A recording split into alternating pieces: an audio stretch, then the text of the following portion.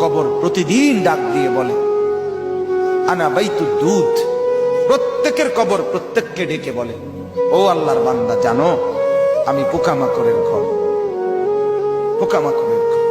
তুমি তো সেই বান্দা যে একটা মশা কানের পাশ দিয়ে উড়ে গেলে তোমার ঘুম বন্ধ হয়ে যায়, চোখ মিলে যায়। একটা মশার গুনগুন আওয়াজ সহ্য করতে পারো না। একবার কয়েল, একবার অ্যারোসল, একবার মশারি, এরপরেও তুমি চাও যে একটা মশাও যেন আমার কানের কাছে গুনগুন না করে। তো 5 ঘন্টার ঘুমের জন্য, 6 ঘন্টার ঘুমের জন্য বান্দা এই যত্ন নিলা, অনন্তকাল কিংবা বছরের পর বছর কবরের যে ঘুম দিবা, পড়ে থাকবা সেই ঘরে, পোকা মাকড়ের ঘর, সেই ঘরে তুমি ঘুমাইবা কেমনে, থাকবা? আমার বাপ, আমি থাকবো কিভাবে?